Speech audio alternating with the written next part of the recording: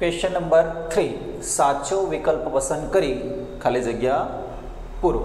અહીં તમને ફર્સ્ટ ખાલી જગ્યા આપેલ છે ખાલી જગ્યા એ વર્ગમૂળ 2 અને વર્ગમૂળ 3 વચ્ચે આવેલી સંખ્યા છે। હવે અહીં વર્ગમૂળ 2 અને વર્ગમૂળ 3 નું મૂલ્ય તમે જાણતા હોવા જોઈએ, જે તમે જાણતા નથી, પરંતુ તમે થોડું આગળ આવો then તમે અહીં જોઈ શકો છો વર્ગમૂળ 3 બરાબર 1.732 છે અને વર્ગમૂળ 2 ની કિંમત 1.414 જેટલી છે। અહીં હું સ્પષ્ટ રીતે લખું છું √2 ઇઝ ઇક્વલ ટુ 1.414। વર્ગમૂળ 2 ની વેલ્યુ કેટલી છે 1.414 જેટલી છે અને વર્ગમૂળ 3 ની કિંમત કેટલી છે 1.732 જેટલી છે। ઓકે, હવે આ જે કિંમત છે એ ભાગાકારની રીતે વર્ગમૂળ શોધીને મેળવવામાં આવતી હોય છે, પરંતુ અહીં એમસીક્યુ હોય આપણી પાસે અહીં આ જે બે કિંમતો છે એનો જ આપણે ઉપયોગ કરી લીધો છે ઓર તમારે અંકો યાદ રાખી લેવા। ઓકે, હવે તમને ઓપ્શનમાં અહીં 1.6 આપેલ છે, જુઓ 1.4 અને 1.7 આ જે બે મૂલ્ય છે એમાંથી જો આપણે એક અંક સુધીનું જ આસન મૂલ્ય લઈએ then 1.4 થશે અને અહીં √3 ઇઝ ઇક્વલ ટુ 1. દશાંશ ચિહ્ન પછી આપણે એક જ સંખ્યા લીધી છે, કારણ અહીં આપણને દશાંશ ચિહ્ન પછી એક જ સંખ્યા આપેલ છે। ઓકે, સો 1.4 એન્ડ 1.7 ની વચ્ચે હોય તેવી સંખ્યા તમારી પાસે અહીં 1.6 છે। સો આન્સર તમને અહીં 1.6 જેટલો મળી જશે। સિમ્પલ છે, પરંતુ આ બે મૂલ્ય છે એ તમને મૌખિક યાદ રહેવા જોઈએ। ઓકે, આગળ જઈશું 3⁻⁻4। હવે 3⁻⁻4 હોય ત્યારે શું કરવું, ઘાતાંક જ્યારે ઋણ હોય ત્યારે એને નીચે આપી દેવી ઓર 1/3 લખી દેવી। દેન 1/, જો તમને જવાબની અંદર આ આપેલ હોય તો એ જ થશે, અધરવાઇઝ જો આગળ વધારેલો હોય then 3/4 છે। સો 3 તારી 9 તારી 27 તારી 81 થશે। સો 1/81 પણ હોઈ શકે। ઓકે, 1/81 છે। સો here answer 1/81। Okay, then next √3 is equal two 1.732 અને √2 ઇઝ ઇક્વલ ટુ 1.414 લેટા 1/√3 માઇનસ √2 ની કિંમત ખાલી જગ્યા થાય। સમજો 1/√3 માઇનસ √2 ની કિંમત આપણે મેળવવાની છે। હવે અગાઉ તમે છેદનું સમયકરણ કરો પ્રકારના દાખલાઓ તમે ગણી ગયા છે। ઘણા વિદ્યાર્થીઓ શું કરે છે કે આ છેદમાં એટલે કે અહીં તમને જે આપેલી કિંમતો છે એ મૂકીને પછી સાદરૂપ આપે છે અને ભાગાકાર કરે છે, પ્રક્રિયા ખૂબ જ કોમ્પ્લિકેટેડ થઈ જશે। ઓકે, એના કરતાં બેટર અહીં આપણે જોઈશું એ પ્રકારે કરો, અનુબદ્ધ કરણી લઈ લો ઓર સમયકારક અવયવ વડે ગુણી છેદનું સમયકરણ કરી નાખો। સિમ્પલ જ ક્વેશ્ચન છે, તમે જાણો છો છેદનું સમયકરણ કરતી વખતે છેદમાં જો માઇનસ હોય then શું લેવું, પ્લસ લેવું અને પછી ગુણી દેવું। ઓકે, then છેદમાં તમને a - b a + b પ્રકારની પરિસ્થિતિ મળી જશે। સો √3² માઇનસ √2², a ઓછા b છે a વત્તા b છે। સો a² માઇનસ b² પ્રમાણે √3² માઇનસ √2² લઈ શકાય ઓર ડાયરેક્ટ પણ તમે અહીં 3 - 2 લખવું હોય then લખી શકો, જે અહીં આપણે ત્રીજા સ્ટેપમાં લખવાના છીએ। ઓકે, હવે 1 × √3 પ્લસ √2 થશે, then એક સાથે ગુણાકાર હોય એ જ સંખ્યા મળશે। √3 અને √2 ના મૂલ્ય આપણે લઈ લઈશું 1.732 પ્લસ 1.414 જે તમને આપેલા જ છે। ઓકે, અને છેદમાં 3 ઓછા 2 થઈ જશે. વર્ગમૂળની અંદર કોઈક સંખ્યા હોય અને એનો જો વર્ગ કરવામાં આવે then વર્ગમૂળ દૂર થઈ જાય છે અને કેટલા મળે છે? 3 મળે છે. ઓકે, ઓર જે સંખ્યા હોય એ જ મળે છે. અહીં 3 મળશે. ઓકે, અહીં 2. then આ બેનો સરવાળો તમે ઇઝીલી કરી શકો છો. 4 અને 2 નો સરવાળો કરીશું 6 થશે. 1 3 4 થશે. 7 4 11 વડી 1 1 1 2 અને 3. હવે છેદમાં બાદબાકી કરીશું 1 જ મળશે. ઓકે, સો આપણે છેદ લખતા નથી.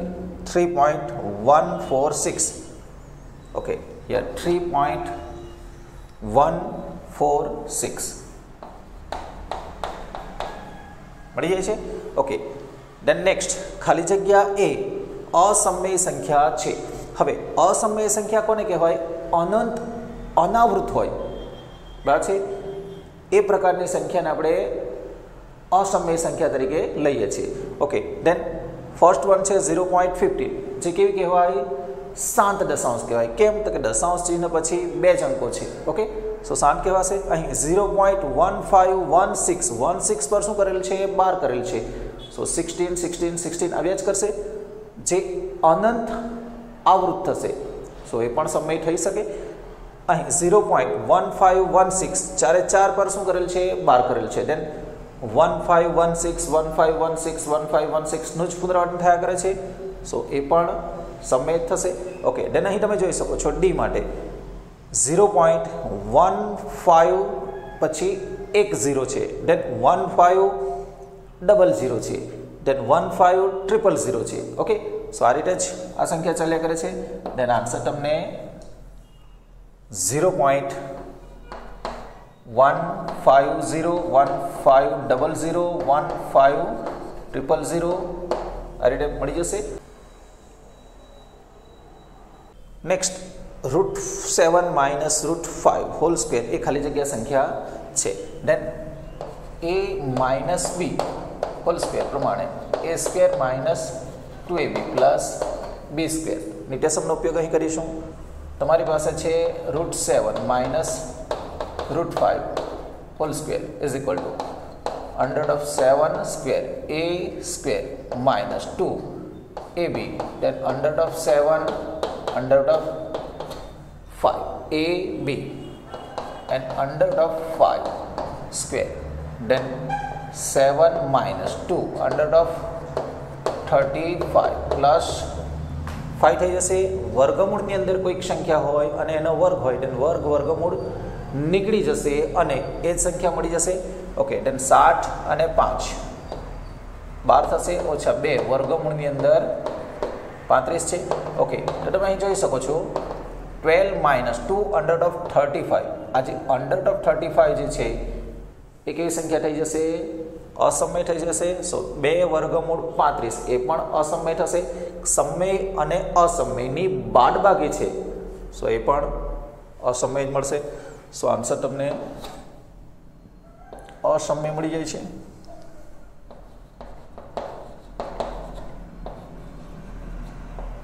Okay, question number 6 2⁻0 plus 8⁻0 by 5⁻0 is equal to ખાલી જગ્યા. હવે આ જ પેટર્ન આપણે અગાઉ પણ જોઈ ગયા હતા, પરંતુ અહીં શું હતું? ગુણાકારનું ચિહ્ન હતું. અહીં શું છે? પ્લસ. ટેન સિમ્પલ છે 2⁻0 પ્લસ 8⁻0 બાય 5⁻0 0 ઘાત હોય એક લઈ શકો. કોઈ પણ શૂન્યતર વાસ્તવિક સંખ્યા આપેલ હોય અને એની જો શૂન્ય ઘાત હોય 0 ઘાત હોય ઓકે, દેન આન્સર 1 લઈ શકાય ઓર 1 આવે 1 by 1 then 2 by 1 then 2. So answer તમને અહીં 2 મળી જશે. Okay, so we can write here 2. Okay, સાતમા MCQ લઈશું 1/√32 માઇનસ √18 ની કિંમત ખાલી જગ્યા થાય. દેન સૌથી પહેલાં આપણે રકમ લઈ લઈશું 1/√32 માઇનસ √18. ઓકે, હવે આ √32 છે અને √18 છે એને આપણે વર્ગમુક્ત ભાગ બનાવીશું. દેન શું થાય છે? 16 દુ 32. સો 16નું વર્ગમૂળ આપણે કેટલા લઈ લઈશું? 4 વર્ગમૂળ 2 અને 9 દુ 18 દેન 9નું વર્ગમૂળ 3 અને વર્ગમૂળની અંદર 2 આપી દઈશું. હવે અહીં 4 વખત વર્ગમૂળ 2 છે, અહીં 3 વખત વર્ગમૂળ 2 છે. સો બાદબાકી કરતા 4 માંથી 3 એટલે કે 1 વખત વર્ગમૂળ 2 મળશે. સો આન્સર તમને 1/√2 મળી જાય છે. ઓકે, દેન 8માં લઈશું, રકમ લખીશું 8x is equal to 64/2x.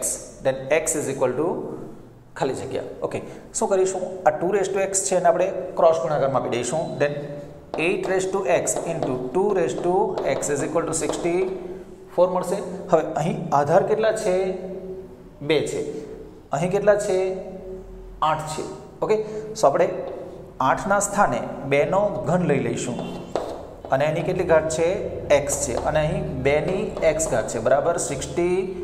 હવે 64ના સ્થાને પણ જો તમે 2ની ઘાતાંક લખવા માંગતા હોય દેન શું થશે? 2ની કેટલી ઘાત કરીએ જેથી તમને 64 મળે. આવું શા માટે કરીએ છીએ? દેન દરેક જગ્યાએ આધાર કેટલો મળી જાય છે? 2 મળી જાય છે જે સમાન થશે. ઓકે, દેન 2 દુ 4 દુ 8 દુ 16 દુ 32 દુ 64. ઓકે, સો 6 ઘાત લખવું પડશે.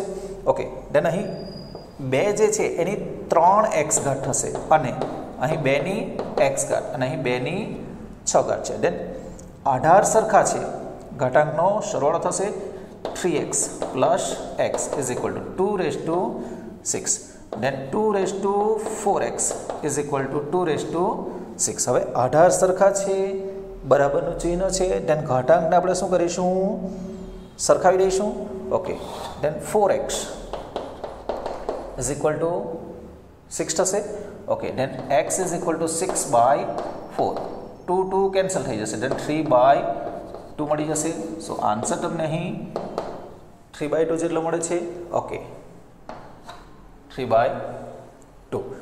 નેક્સ્ટ 81/-1/4. અહીં રકમ લઈ લઈએ છીએ આપણે 81/-1/4 ઇન્ટુ 81 છે એ ચતુર્થ મૂળની અંદર આપેલ છે. હવે આપવાની જે સિસ્ટમ છે એ થોડી અલગ અલગ છે, પરંતુ આ પણ ચતુર્થ મૂળ જ કહેવાય, પરંતુ ઘાતાંક કેવી છે?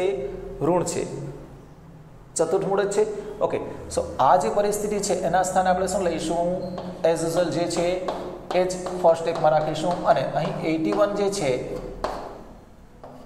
એના સ્થાને 1/4 લઈ લઈશું. હવે તમે જો ધ્યાનથી જુઓ તેના આધાર કેવા છે?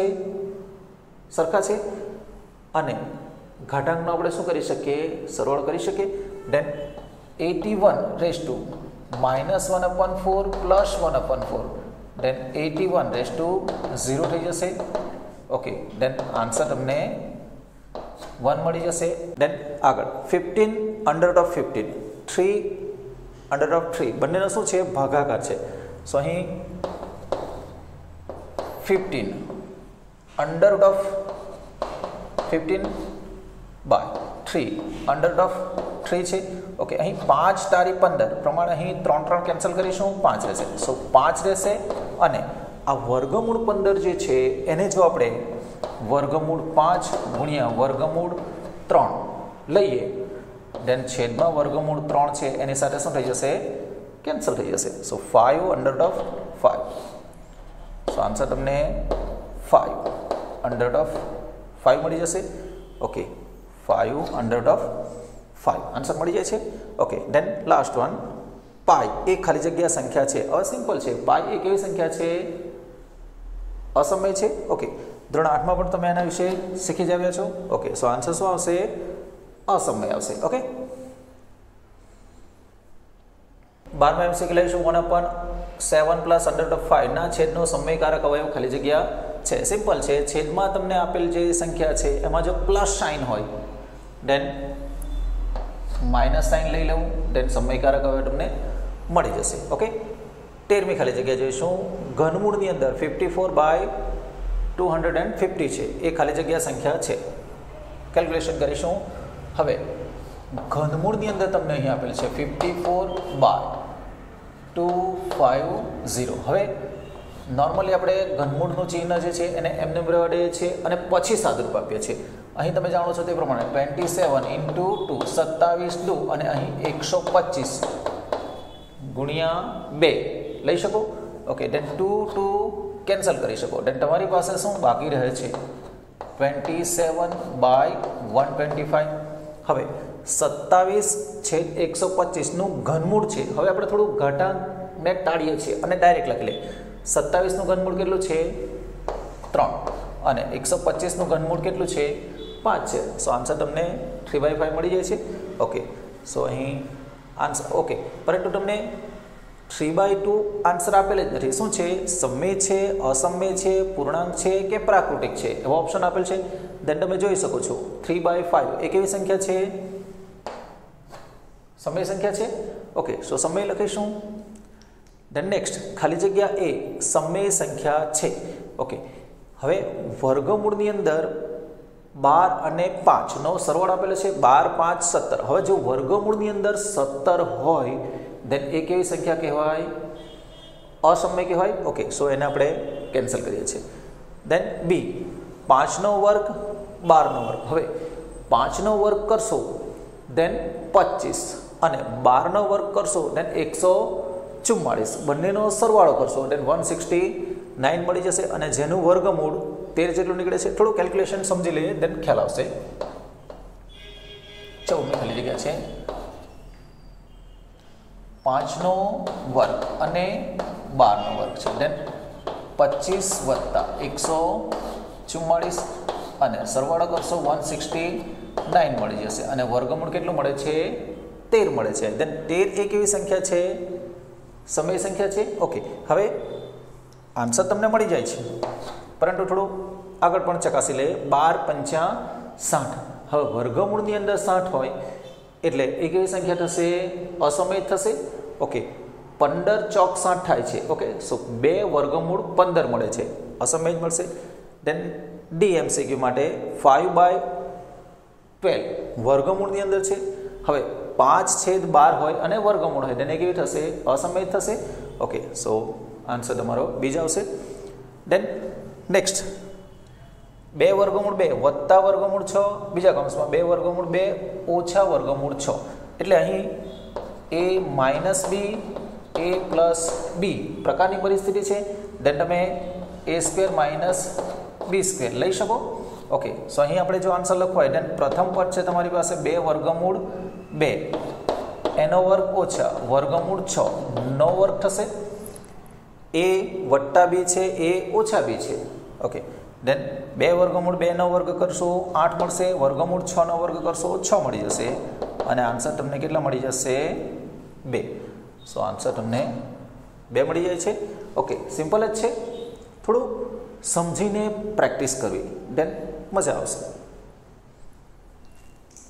હવે પ્રશ્ન નંબર 4 છે જેમાં વિધાનો તમને આપેલા છે. હવે એ જે વિધાનો છે એ ખરા છે કે ખોટા એ તમારે જણાવવાનું છે. ફર્સ્ટ સ્ટેટમેન્ટ આપેલ છે √16/9 એ સમય સંખ્યા છે. દેન તમે જોઈ શકો છો 16 છે અને 9 છે, પૂર્ણ વર્ગ સંખ્યાઓ છે. દેન તમારો આન્સર 16 નું વર્ગમૂળ 4 અને 9 નું વર્ગમૂળ 3 મળે છે. ઓકે, દેન 4/3 એ કેવી સંખ્યા છે? સમય સંખ્યા છે. ઓકે, દેન વિધાન તમારું કેવું થશે? સાચું. ઓકે, નેક્સ્ટ 5^2/3 6 = 125 થાય છે. ઓકે, જોઈએ છે સાઈડ સ્ક્રીન પર આપણે ગણતરી સમજીએ છીએ. 5 છે અને એની 2/3 ઘાત આપેલ છે અને એની 6 ઘાત આપેલ છે. ઓકે, દેન આ 3 કેન્સલ થઈ શકે, સો અહીં 2 બાકી રહેશે. દેન આન્સર તમને 5² અને એનો પણ શું છે? વર્ગ છે. સો 5ની 4 ઘાત થઈ જશે, 2 × 2 = 4. હવે 5ની 4 ઘાત હોય દેન 625 થાય. ઓકે, અહીં કેટલા આપેલ છે? 125 આપેલ છે. ઓકે, સો વિધાન કેવું થશે? ખોટું થશે. નેક્સ્ટ 22/7 એ અસમય સંખ્યા છે. ઓકે, અંશ અને છેદ સ્વરૂપમાં આપણે એને દર્શાવી શકીએ છીએ. ઓકે, સો આ વિધાન કેવું થશે? ખોટું થશે. ઓકે, તમને આપેલ સંખ્યા છે એ કેવી છે? સમય સંખ્યા છે. દેન નેક્સ્ટ 5/7 ની દશાંશ અભિવ્યક્તિ અનંત આવૃત છે. હવે અનંત આવૃત ક્યારે આવે અને 7 દશાંશ ક્યારે આવે એની આપણે સમજણ શોર્ટકટ કી પ્રમાણે મેળવેલી છે. જો છેદમાં તમને 2 હોય, 5 હોય અથવા 2 અને 5 બંને એક અવયવ તરીકે જો મળતા હોય, બરાબર છે, તો એ 7 દશાંશ કહેવાય. ઓકે, અહીં તમને છેદમાં કેટલા આપેલ છે? 7 છે, જે 2 અને 5 સિવાયની સંખ્યા છે ઓર એના સિવાયનો અવયવ છે. ઓકે, સો તમારું વિધાન કેવું થશે? સાચું થશે. 2 અને 5 નથી. જો 2 અને 5 હોત તો શું થતે? 7 થતે, પરંતુ અહીં કેટલા છે? 7 છે. સો દશાંશ અભિવ્યક્તિ અનંત આવૃત થશે. ઓર બીજો ઓપ્શન છે તમે 5/7 આ રીતે તમે 5/7 કરી સાદરૂપ આપી શકો. દેન ભાગ નહીં જશે 0. દશાંશ ચિહ્ન લઈશું 7 7 49. 1 ફરી પાછા 0 લઈશું 7 1 7. અહીં 3 0 7 ચોક 28. 2 0 મૂકીશું 7 દુ 14. 6 આવશે 0 મૂકીશું નીચે ઉતારીશું. દેન 7 58 56. 4 આવશે 0 મૂકીશું 7 5 35. ઓકે, બાદબાકી કરશો 5 આવશે. ઓકે, ફરી પાછા 0 મૂકશો નીચે ઉતારશો. દેન અહીં જે શરૂઆતમાં જે 5 હતા એ મળી જાય છે. હવે આગળ સાદરૂપ આપશો. દેન 7 7 49 પ્રમાણે તમે જોઈ શકો છો 7 આવી જાય છે. ઓકે, સો આ જે સંખ્યા છે એનું જ પુનરાવર્તન થશે. ઓકે, દેન અનંત આવૃત દશાંશ અભિવ્યક્તિ છે એમ તમે કહી શકો. ઓકે, દેન નેક્સ્ટ 2/11 એન્ડ 8/11 ની વચ્ચે 5 સમય સંખ્યાઓ છે. હવે તમને જો 2 સમય સંખ્યા આપેલ હોય અને એ 2 સમય સંખ્યાઓની વચ્ચે કેટલી સમય સંખ્યા આવે, દેન અસંખ્ય સમય સંખ્યા આવે. અહીં તમને શું કહે છે? તમને 2 આપેલ સંખ્યાઓ છે 2/11 અને 8/11, એના વચ્ચે ફક્ત 5 સમય સંખ્યાઓ છે. ઓકે, ખોટી વાત. કેટલી મળે? અસંખ્ય મળે. ઓકે, સો વિધાન કેવું થશે? ખોટું થઈ જશે.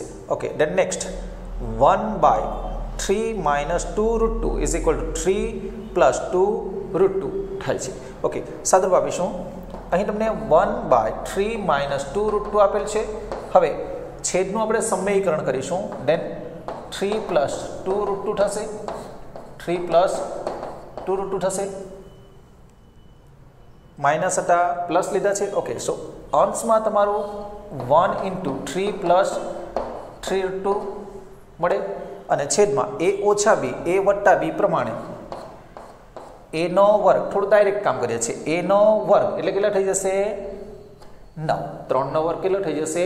9. અને b નો પણ વર્ગ. દેન 2√2 નો વર્ગ કરીશું આ રીતે. 2√2 નો વર્ગ. દેન 2 નો વર્ગ 4 અને √2 નો વર્ગ 2. સો 8 આવશે. દેન અહીં 8 લઈ લઈશું. ઓકે, 9 માંથી 8 1 આવશે. સો છેદમાં 1 હોય આપણે લખતા નથી. દેન 1 સાથે ગુણાકાર હોય અંશમાં પણ એનો એ જ આન્સર આવશે 2√2. અહીં 2 છે. ઓકે, દેન આન્સર તમને 3 + 2√2 મળી જાય છે. ઓકે, દેટ મીન્સ કે વિધાન તમારું કેવું છે? સાચું છે. નેક્સ્ટ 1/6 = 0.16 બાર. હવે અહીં શું કરીશું? 1/6 કરીશું. ઓકે, દેન અહીં 1/6 લઈ લઈશું. ભાગ નહીં જશે 0 મૂકીશું. દશાંશ ચિહ્ન લઈશું 6 1 6. અહીં 4 0 મૂકીશું નીચે ઉતારીશું. 6 6 36 કેટલા આવશે? 4. ફરી પાછા 1 0 મૂકીશું. આગળ વધારીશું. 6 6 36. ફરી પાછા 4 0 મૂકીશું નીચે ઉતારીશું. ફરી પાછા 6 6 36. ઓકે, હવે તમે જોઈ શકો છો દરેક વખતે 666 નું પુનરાવર્તન થાય છે. ઓકે, સો તમને જે આન્સર મળે છે એ કંઈક આ પ્રકારે કહેવાય 0.16666 વારંવાર મળે છે. ઓકે, ઓર 6 નું જ પુનરાવર્તન થાય છે. સો 6 પર 12 આવશે. અહીં તમને શું આપેલું છે 1 6 બંને પર 12 આપેલ છે. ઓકે, સો અહીં વિધાન તમારું ખોટું થઈ જશે. ઓકે, ધેન 8મા MCQ લઈશું. વર્ગમૂળ 12 નો સમયકારક અવયવ વર્ગમૂળ 2 છે.